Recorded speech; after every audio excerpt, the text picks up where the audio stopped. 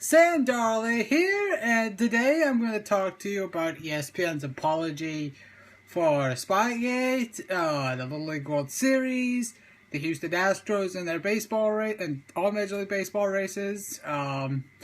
Major League Baseball postseason schedule has been released. I'm going to talk to you all about that, but I'm going to start with ESPN's apology to the New England Patriots.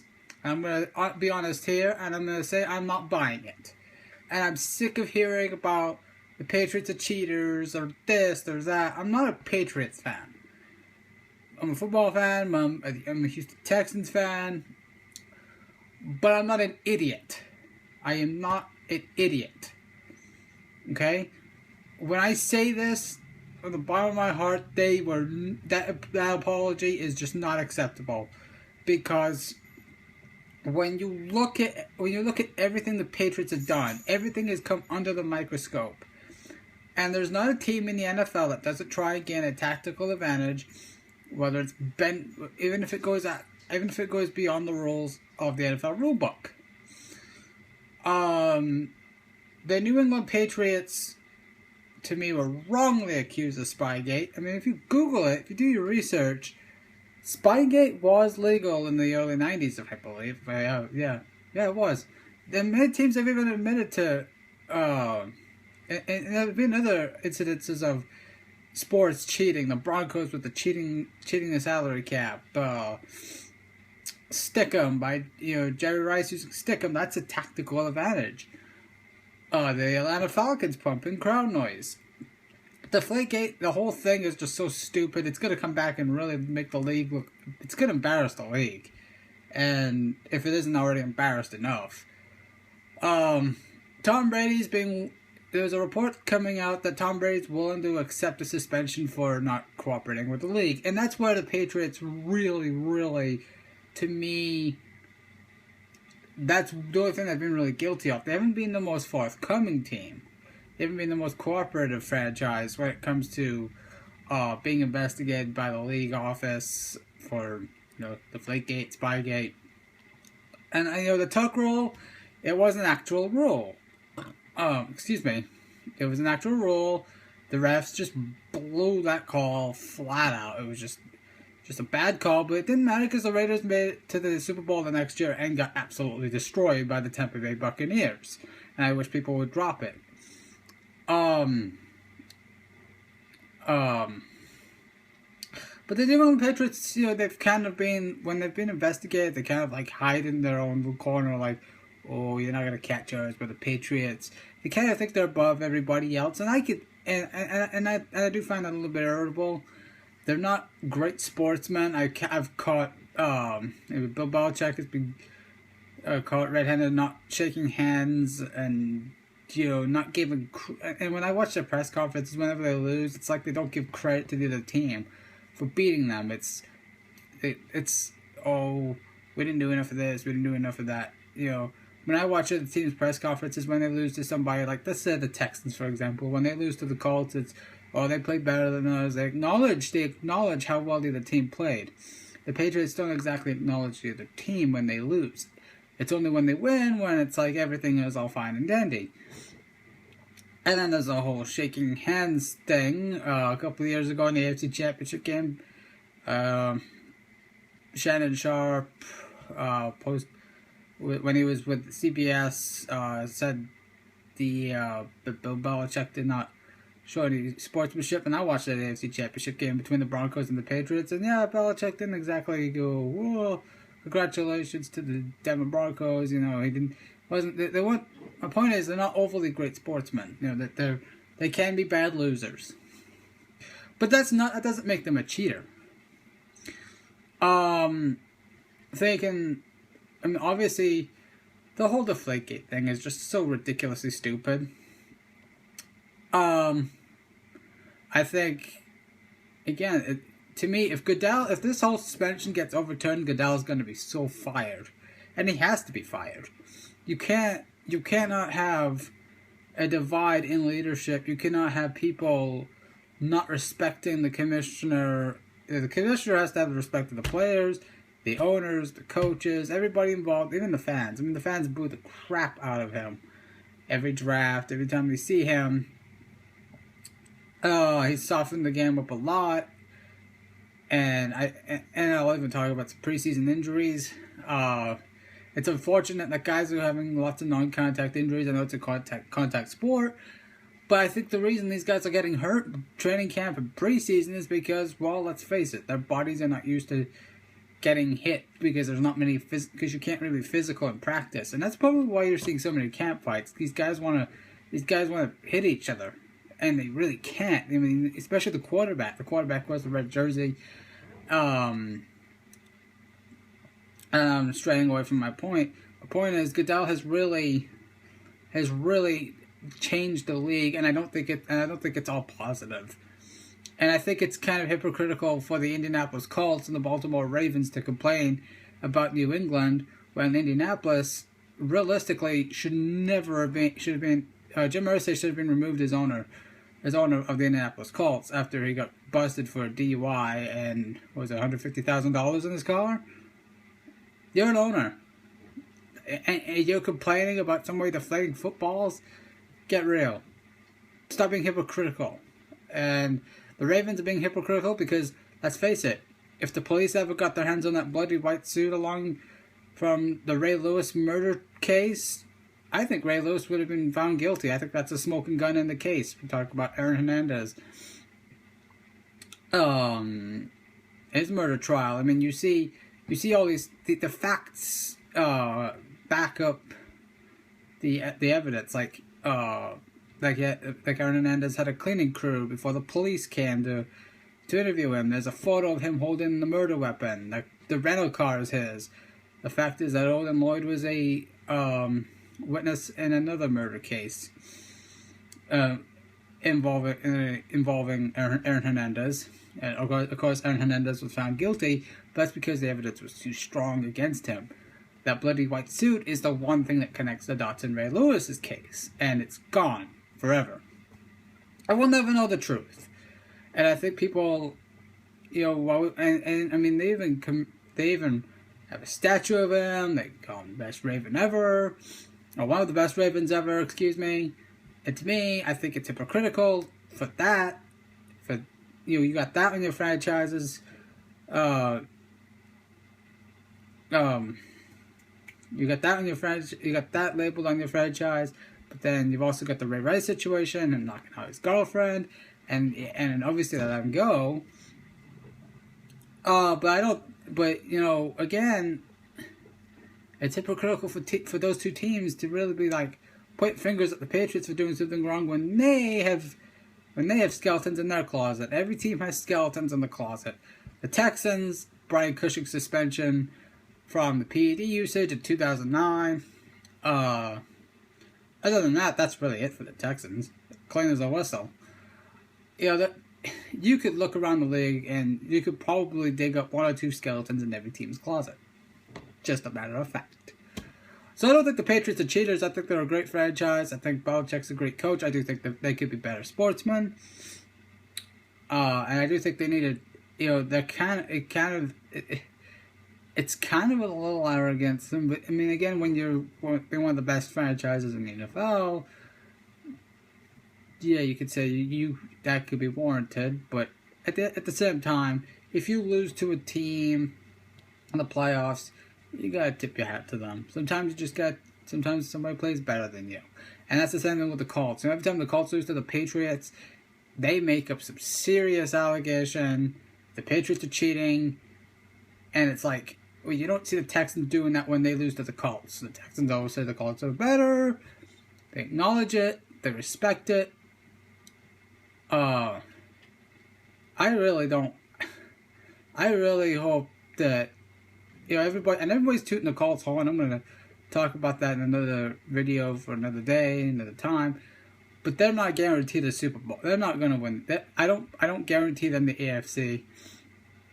I've already been my prediction. I already said it's going to be Pittsburgh and Green Bay for the Super Bowl. Indianapolis needs to beat New England before they can call themselves a real contender. Just like the Texans when they went to the playoffs in 2011, 2012. Until you beat New England, until you beat the one team that's consistently had your number, you're not a real contender. You've got to beat the boss of the conference, and the boss of this conference is the New England Patriots, and I think people need to respect that and just deal with it. But Houston only has one skeleton in their closet, and they may have more. But Patriots, the whole apology from ESPN was just bogus. I don't believe it. It took them 6 years to finally realize it was a false report. ESPN is pretty much a joke anyways. I mean, all they talk about is LeBron James and the Los Angeles Lakers. Excuse me. They talk about, well, granted I haven't heard much of the Lakers, but they talk about the most popular athlete, and they talk about the most popular teams. Every sport played nationwide. That means football, hockey, basketball, golf. I mean, Tiger Woods is done. I wish people would stop talking about Tiger Woods, to be quite honest with you. ESPN is an absolute joke. And honestly, I think the NFL is going to come out looking like a complete joke for this whole Deflategate stuff. Moving on to baseball. The Little League World Series started. Well, it was supposed to start today, but rain has washed out every single game today. The Parallel Little League team will play tomorrow, 2:00 Central Time. I wish them the best of luck. This is always a fun time. The Little League World Series is really cool to watch. My question is, are we going to see another story like Monet Davis? I don't know. But it's really cool to watch because you see these kids playing great fundamental baseball. They really play the sport the way that we learn it, that everybody learns at the YMCA, fundamentals, teamwork, have fun, play hard. But most importantly, every team plays together. It's going to be fun to watch.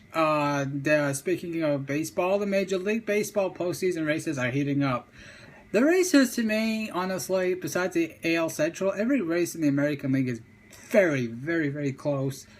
The Astros are 2.5 games up on the Angels. I was wrong. I said earlier in the season they were done without Springer, but let's be realistic here. At that time, they looked so lost, so confused without Springer. And I know it was just a slump, but there was a sense in me that said that they might be slipping. And they could still slip. And there's still another month left of baseball season. But they got Springer back in September, and to me, them getting Springer back could help them on the road. If they were better on the road, they'd be running away with the American League West. That's just a proven fact. Sorry. The wild card is going to be interesting because there's so many teams in it. I still think there should be one wild card team. But then again, I like the second wild card spot because it creates so many. It's so intriguing, it keeps you interested. As a Twins fan, I'm not a Twins fan. If you're a Twins fan or a White Sox fan, the White Sox are still in it. They're only 7.5 back, and everybody can say, well, you're out of it. They got so many teams to jump over. That's true. They do have a lot of teams to jump over, but it's not like they can't. It's not like they can't pull it in like 5.5 before September or 4.5 before September. It just takes a hot streak. Not giving up. I mean, they're still in it. It's going to take a lot for them to get that last wild card spot, but you never know. You never know. Baseball's been pretty crazy this year. You got the Mets in first place. You got the Astros in first place. You got what's funny is the Cubs are 16 games over 500, but they're 9 games behind the St. Louis Cardinals. They're 16 over 500. That is really, and they're 9 games back of first place. That's how good the Cardinals are. The National League doesn't really present many great races. The best races are really in the American League because everybody's so close, everybody's so bunched together, and it can go either way in the American League. The National League is pretty cut and dry. The Cardinals are going to win the Central. I think the Dodgers will probably win the West. I think the Cubs are probably going to win one of those wild card spots, and I think the Pirates will win the first one. So I think the Cubs will take the second wild card spot. But again, we have another month left. A lot can happen. The Giants could win the second wild card spot, but I honestly think if the Giants get that spot, that could be real trouble for the National League, because the whole Mad Bum. I mean, he was sensational in last year's playoffs. It's not hard to fathom that he couldn't repeat that if they made it to the playoffs this year. They got a good rotation. They're a dangerous team, but again, I feel like it's going to be the Dodgers division to lose, and I feel like the Giants. See, what I'm not understanding. See, the Dodgers are playing the Giants after the Dodgers take on the Astros. I'm not understanding Mattingly's strategy here. You've got a division rival breathing down your neck. I mean, they're like 3 games behind the front-running Dodgers. So they are in striking distance. Why wouldn't you have your two best pitchers going against a team that's not in your division and the Astros? Granted, I want the Astros to avoid Greinke and Kershaw. But why would you put them against the Astros, who are not in their division and are not breathing down your neck, versus a division rival? And they're not going to be pitching in that Giant series. They're not. If they're pitching in that Astro series, they're not going to be pitching in the Giant series. That's going to kill them. Because honestly, besides Greinke and Kershaw, I mean, they've got a pretty good rotation, but it's not. It's not. They see with Greinke and Kershaw, they're almost giving themselves a series win. They're pretty much almost guaranteeing themselves a series win. That's why I think the Astros are going to have to prove themselves. They're going to have to prove that they can be top of the line rotation starters, and it's a good test for them. But I don't understand Don Mattingly's strategy here. I mean, you got a division rival coming after the Astros. Why wouldn't you want the 2 best pitchers to pitch in that series? But anyways, that's just my opinion. But yeah, the races are really heating up. It's gonna be a fun last month and a half of the season. The Astros will take on the Tampa Bay Rays. They'll take on Chris Archer. Tonight is this is a good test for the Astros. They need to beat top of the line pitching if they're gonna survive in the playoffs. And they don't really hit for average, so to me they live and die off the long ball. But if they could just they've got to learn to start stringing hits together, manufacturing runs. I mean, they do lead the league in steals. They do lead the league in home runs. But, guys like Archer that don't give up a lot of long balls, it's going to be hard to beat that top-of-the-line starter if all you're trying to do is hit it out into the Crawford boxes. It's fun to watch, but at the same time, you've got to be able to string hits together. You've got to do the hit and run, work counts. I think the Astros could hang on and win the American League West. Again, there's a whole month left. That's why baseball is such a long season. It's a marathon, not a sprint. It will be a sprint when it gets to September, and I think every race is going to get even tighter. It's going to be fun to watch. The teams in cruise control right now are the Cardinals and the Royals. Those 2 teams can pretty much start thinking about the playoffs because they're going to make it. It would take an absolute unbelievable collapse for one of those 2 teams to lose their division leads. Although the Cardinals, despite being as good as they are, I think they're only 5.5 up on the Pirates. So the Pirates are still in it, but I think they're more of to me, they feel like more of a wild card. And I think I think the Mets with their starting pitching, if they're not putting an innings limit on their pitchers, they could definitely finish. They could definitely finish with the National League East crown. They've got the best pitching staff. All of those guys in their rotation, DeGrom, Harvey, Syndergaard, those guys can go at least 8 innings. With the Washington Nationals, I'm not really sure about Strasburg. He's had